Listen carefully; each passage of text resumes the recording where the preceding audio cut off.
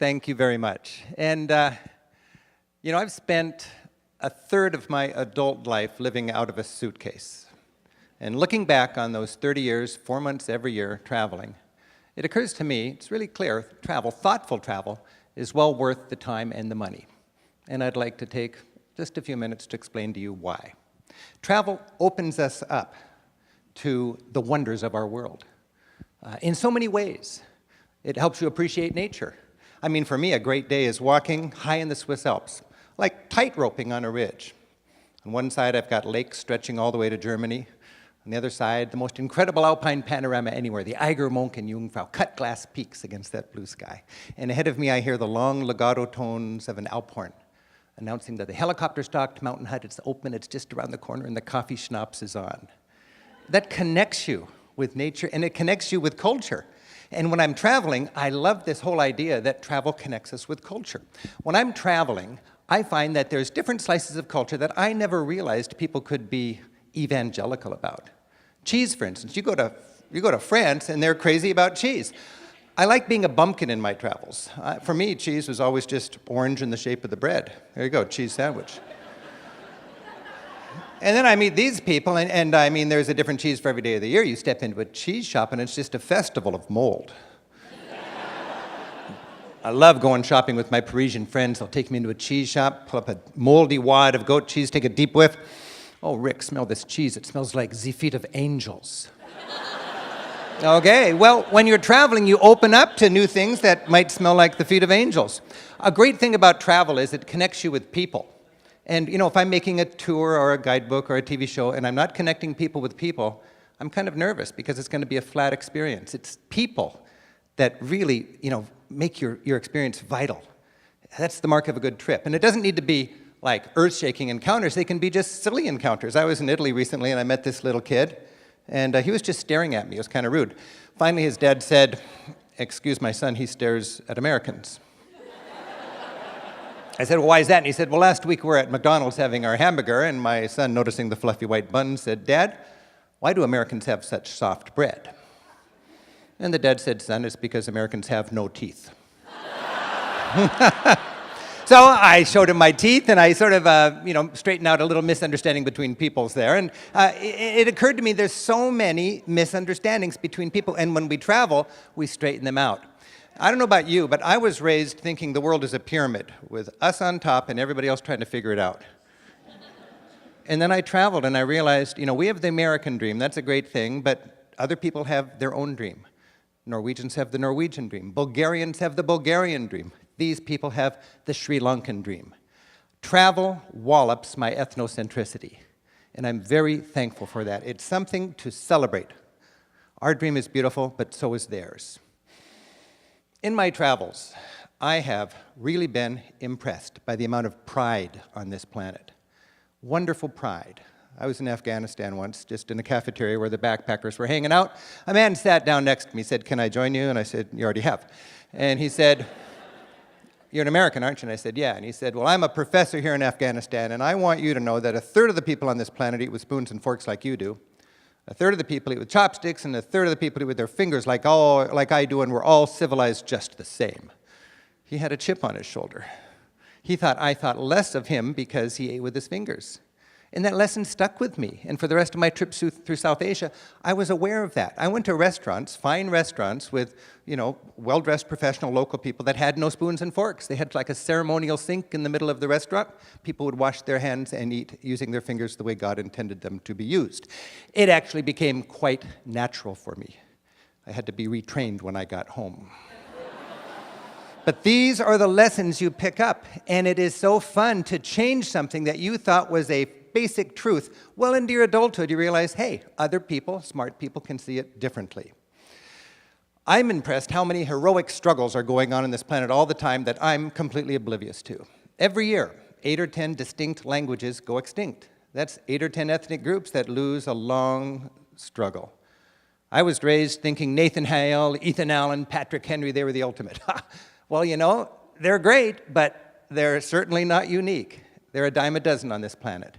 It doesn't diminish ours, but it's really important for us to remember in our travels that there are other heroes and other causes. One great way to make your travels more meaningful is to relate to embrace a contemporary Nathan Hale in a different country. Get into it. An easy one is Archbishop Oscar Romero. Go down to San Salvador, El Salvador, and learn about Archbishop Oscar Romero, a present-day Nathan Hale. A few years ago, I was due for a vacation. I was heading for Mazatlan, and I was just needy for a nice stretch of pristine beach, swept free of local riffraff. I was going to have a plastic strap on my wrist, giving me unlimited margaritas, never have to dirty my fingers with coins. You know what that's like? I was ready. And then some friends invited me to go to San Salvador for the 25th anniversary of the assassination of Archbishop Oscar Romero. He marched with his people. He stood by his people during the civil war that they lost. These were the landless peasants. He said, I'll probably be killed, and when I'm killed, I'll rise again in my people. And I wanted to see Romero in his people 25 years after his assassination. And I went to El Salvador. 2 days into that trip, I was covered with bug bites, in a sweaty dorm bunk bed, eating rice and beans one day and beans and rice the next. And I was having the greatest travel experience you could ever have. It changed my whole outlook. It was really valuable to me. And I marched with those people. And in El Salvador, we came upon a monument that looks a lot like a monument we all know and love, the Vietnam Memorial in Washington, D.C. It's a knockoff of that memorial, right there in the capital city of El Salvador, with just as many names chipped onto that black granite. The only difference is these are names of people who died fighting you and me. Now, maybe they were communists and we had to kill them all. I don't know. It's not an issue of, what is the reason for that. There's a reality. There's 50,000 widows who died fighting us for a cause. And I want to know that cause. I want to empathize with that cause. I don't need to agree with it, but I want to appreciate it. That's why I went to Iran. A few years ago, I had the great opportunity to go to Iran with a public television TV crew to make a show. People ask me, why are you going to Iran? And I thought about it. Why am I going to Iran? And it occurred to me, I'm going here because I think it's good character to know people before you bomb them.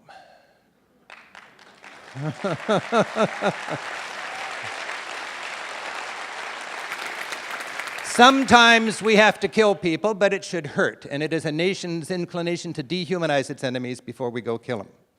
So I went to Iran. It occurred to me when I was in Iran, I was afraid to go here. And when I got there, I was so glad I had the courage to go there. And I learned once again that fear, and there's a lot of it in our society, fear is, to me, for people who don't get out very much.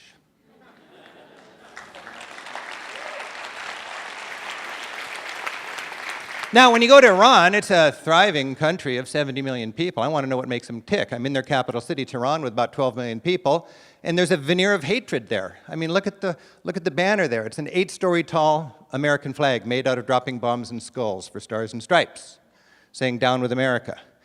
And we've all heard about death to America and so on. I was in a taxi in that traffic jam there later on that day. It was just silent, and suddenly my driver just bursts out, "Death to traffic." And I thought, no, wait a minute. I thought it was death to Israel or death to America. He said, right now it's death to traffic. And I said, well, what's with that? And he said, here in Iran, anytime something's frustrating to us and out of our control, we say death to that. And I thought about that. I thought, boy, I'm so glad I'm here to understand this with a little more sophistication than a bumper sticker. So he speaks Farsi, he doesn't speak English, he's translating it directly, and to him he's saying, damn that. And I thought, well, have I ever said damn something? Have I ever thought, damn those teenagers? Well, yeah, I have. And, do I really want them to die and burn in hell for eternity? No, it's just after midnight, turn down the music. Damn those teenagers. So when we travel, we gain a little better appreciation of what is the baggage that people are carrying when they respond to us. Think of the baggage we have in our country after 9/11. We're a mighty nation of 300 million people. We lost 3,000 people on 9/11 10 years ago, and it's part of our baggage, just like for our parents it was the Depression and World War II and so on. Well, Iran's got baggage, and we need to understand that if we're going to deal with them smartly. Their baggage, and they've got 1/4 of our population, is losing several 100,000 people when Saddam Hussein, funded by the United States, invaded their country. Now, I don't know if we really funded them, but they think they did, or we did, and that is baggage. And when you travel around Iran, Every town's got a vast martyrs cemetery filled with victims of that war. And for me to see a widow sitting on the tomb of a dead loved one, as she's done every week for decades, knowing the propaganda she's lived through and the struggles she's lived through, that's baggage. I got to understand what she's going through if I can understand their country better. I wanted to know what makes 70 million Iranians tick, and I found out a lot by going to Iran and actually traveling there. I was standing on the street corner one day, and a woman crosses the street. She said, "Are you a journalist from America?" I said, "Yeah." And she did one of these little point-on-my-chest things, and she said, "I want you to go home and tell the truth. We're united, we're strong, and we just don't want our little girls to be raised like Britney Spears." I said, "We got something in common here." And I thought about that. What's her baggage? Well, you know, they grew up with the Shah on the throne. And if you grew up with the Shah on the throne, back then they were bragging the miniskirts are shorter in Paris than they are in Tehran. You don't want your little girl to become a boy toy, a crass materialist, and a drug addict. And for good reason, given her situation, she was afraid of that. I wanted to know, what is the core constituency of the fear-mongering party that rules that country? And I learned. It's small town, less educated, fundamentalist parents. Good people motivated by the same thing their counterparts are here in the United States: fear and love. That's a powerful lesson you cannot learn watching TV. You need to go there and meet these people. A great sort of learning area, wading pool for world exploration to me is Europe. It's kind of my beat.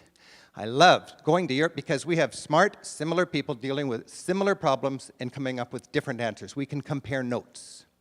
Europe and America are both wealthy, Christian, democratic, capitalist societies. We're all passionate about government by, for, and of the people. I've thought about this, and I think there's a difference. Here in the United States, we're all about government by, for, and of the people via the corporations we own.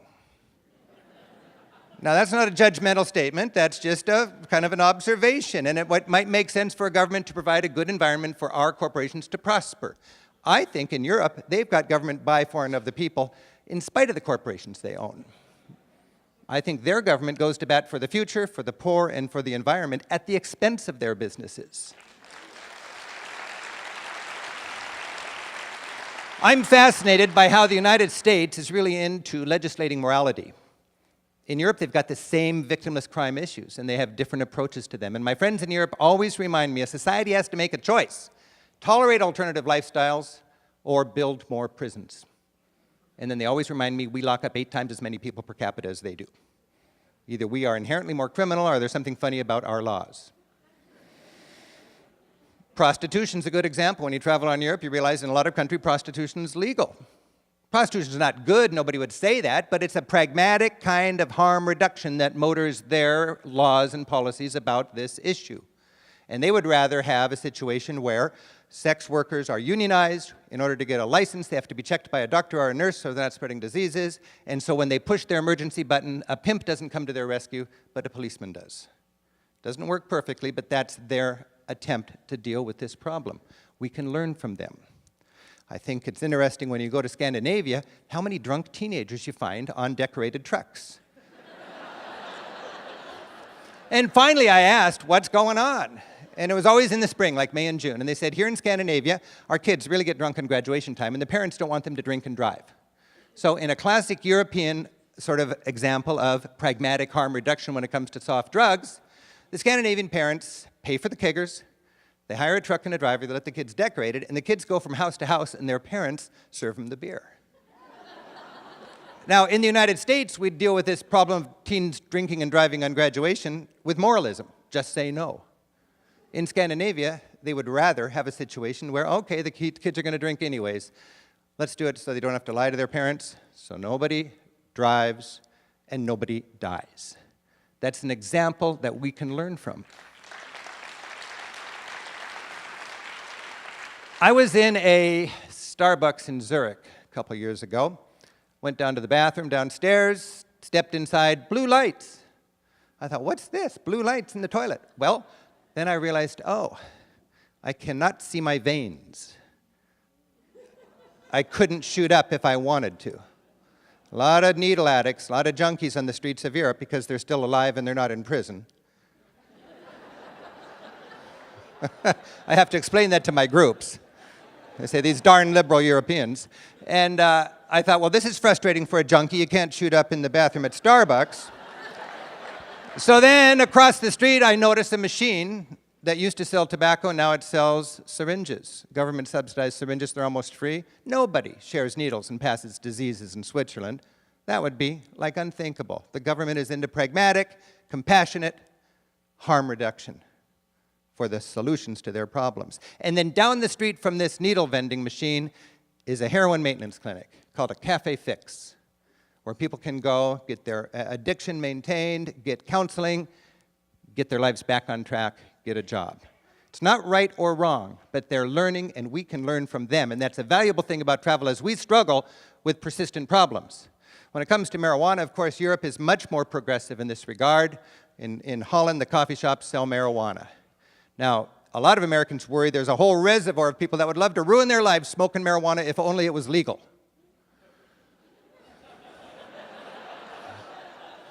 Well, it's been 25 years since they arrested a pot smoker in the Netherlands, and what they found after 25 years is use does not go up.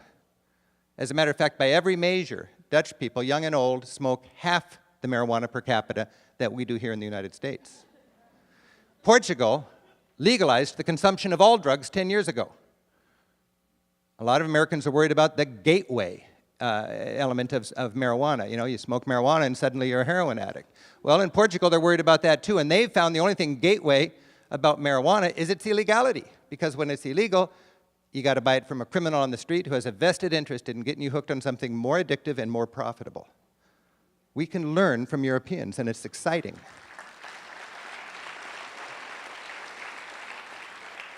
I love to have European friends as sounding boards so I can test out ideas and confusion and frustration for me. And I've got a good friend in Switzerland who's a school teacher, teaches in a little village, a very traditional village where almost everybody has the same last name. And when I visit with Ollie and his wife Maria and their kids, I love to ask them questions. Recently I asked Ollie, how can you Swiss people so docilely pay such high taxes? And without missing a beat, he said, well, what's it worth to live in a country where there's no homelessness, no hunger, and where everybody, regardless of the wealth of their parents, has access to quality health care and education? Now, Ollie is not a crusader. Ollie's just a capitalist with a European social ethic. And it's interesting to learn from them. One thing that's occurred to me recently is Americans are loving, compassionate people, but we're not very good at grappling with the gap between the rich and the poor. There's something in our upbringing that makes it very tough to deal with that honestly. When you travel, you have the poor reaching into your window. You can't escape it if you're traveling honestly. And for 30 years, I've had the poor reaching in my window. And it's been a powerful impact in the value of my travel. And I'll tell you, I've learned that even if you're motivated only by greed, if you know what's good for you, you don't want to be filthy rich in a desperately poor world. It's just not a pretty picture. I was down in El Salvador last Christmas. Any middle-class neighborhood has to pool its money to have an armed guard on the corner, just to protect them from angry poor people. And you don't want to raise your kids behind designer fortifications. We're on a track to that if we don't learn from the other parts of the world that have not dealt with this very smartly. Let me finish by taking you to Turkey. I just love Turkey, and as a tour guide, I had the chance to take a group to get to know a whirling dervish. I knew this dervish, and I asked him, can our group come and watch you pray? And he said, well, I'm not a photo op. And if you can watch me pray, but I want you to know what I'm doing. I said, great. So we went up onto his roof. The sun was setting. He was wearing his robe and his hat. And he said, and I'll just paraphrase it, he said, I'm a dervish. That's like a monk that follows Mevlana, who is sort of a teacher in Islam like St. Francis was in Christianity, a teacher of love. And as a dervish, I pray 5 times a day, meditating on the teachings of Mevlana. I plant one foot in my community, in my home. The other foot goes around the world, acknowledging the variety in God's great creation. One hand goes up to receive the love of our Creator, and the other hand, like the spout on a tea kettle, goes down to shower God's love on His creation. And I whirl, and I whirl, and I lose myself in that trance, thinking about the teaching of Mevlana. To be there as a tour guide with my group, watching him, his head tilts over, his robe billows out, And he loses himself in that beautiful thought. I thought, wow, I am really understanding now, like my group was, that this man is very different from us, but he's fundamentally the same. And if we can take home that understanding, that's the very best souvenir possible. And for the rest of our lives, when we look at the rest of the world, rather than fear its diversity, we can better celebrate it. Now, appreciating the value of travel is nothing new. 1,400 years ago, Muhammad said, "Don't tell me how educated you are, tell me how much you've traveled." Thomas Jefferson traveled, and he wrote that travel makes a person wiser, if less happy. Mark Twain traveled, and he famously wrote, "Travel is fatal to prejudice, bigotry, and narrow-mindedness." I've traveled, and travel has inspired me to be engaged and to do what I can to make a difference. In other words, it's helped me to become a better citizen of this planet. And I hope thoughtful travels can do the same for you. Thank you very much.